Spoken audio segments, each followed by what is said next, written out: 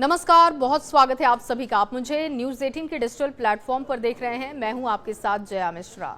चीन के साथ बढ़ते तनाव को देखते हुए अमेरिका प्रशांत क्षेत्र में द्वितीय विश्व युद्ध के समय के एयर और नेवल बेस को दोबारा सक्रिय कर रहा है। देखिए, गुआम, टिनियन, याप, पलाऊ, जापान और फिलीपींस में एयरबेस अपग्रेड भी किए जा रहे हैं। इसका मकसद युद्ध की स्थिति में तेज सैन्य तैनाती, लॉजिस्टिक और हवाई ताकत को मजबूत करना है।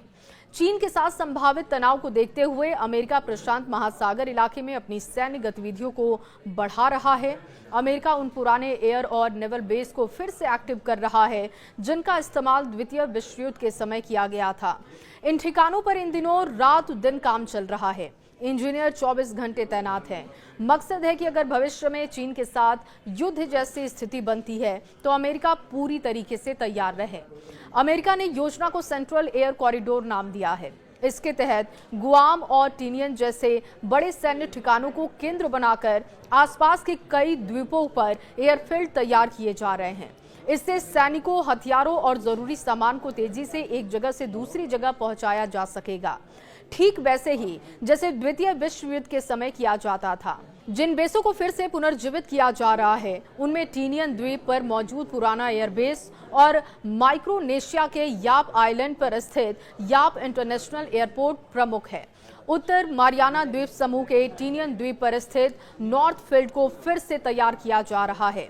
ये लंबे समय से बंद पड़ा था। ये फील्ड गुआम के एंडरसन एयरफोर्स बेस का समर्थन करने वाला अहम एयरबेस माना जाता है।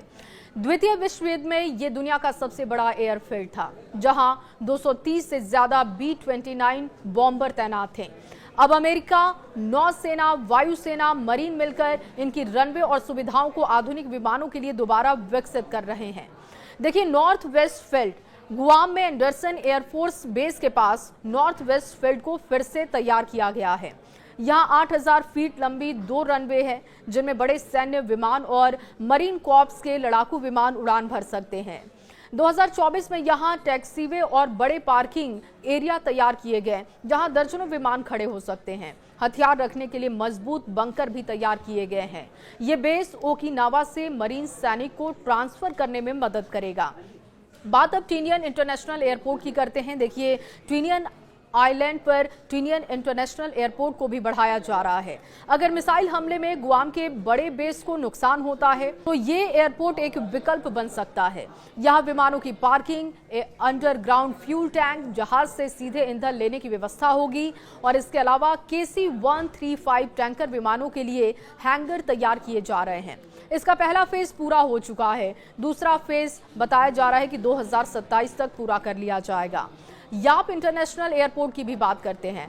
माइक्रोनेशिया के याप द्वीप पर याप इंटरनेशनल एयरपोर्ट की रनवे, टैक्सीवे और पार्किंग को अपग्रेड किया जाएगा। युद्ध के समय यहां पर अमेरिकी विमान ईंधन भरने और आपात लैंडिंग के लिए रुक सकेंगे। इसके लिए पर्यावरण से जुड़ी औपचारिक प्रक्रियाएं शुरू भी कर दी गई हैं।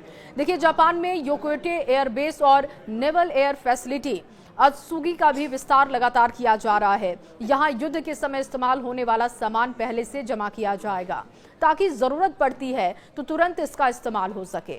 पलाऊ एयर स्ट्रिप द्वितीय विश्व युद्ध का ऐतिहासिक एयर स्ट्रिप माना जाता है और इसको तैयार किया जा रहा है। यहाँ मरीन सैनिक के लिए रहने की व्यवस्था होगी। चीन की मिसाइलों पर नजर रखने के लिए खास रडार सिस्टम लगाने की योजना है। फिलीपींस के कई एयरबेस क्लार्क, सुबिक, बेबासा और माकतान को भी बड़ा किया जा रहा है। ये बेस चीन के खिलाफ किसी भी युद्ध में विमानों की मरम्मत और सपोर्ट पर काम करेंगे। वेक आइलैंड की बात की जाए तो वेक आइलैंड को भी सक्रिय किया जा रहा है, जहां हाल ही में मिसाइल सिस्टम और कम्युनिकेशन डिवाइसेस की तैनाती का अभ्यास भी चल रहा है। देखिए, अमेरिकी सीनेट की बात की जाए तो उनकी तरफ से ये जानकारियां साझा नहीं की गई हैं, लेकिन एक संकेत दिया गया है कि लगातार अलग अलग प्रोजेक्ट्स पर काम किया जा रहा है क्योंकि यहां का दौरा करते हुए उनको देखा गया। अगर अमेरिका चीन की तरफ से कोई भी तनाव देखता है तो उसके लिए उसकी पूरी तैयारी पहले से दिखाई दे रही है। खबर पर राय आपकी क्या है? कमेंट बॉक्स में जरूर बताएं।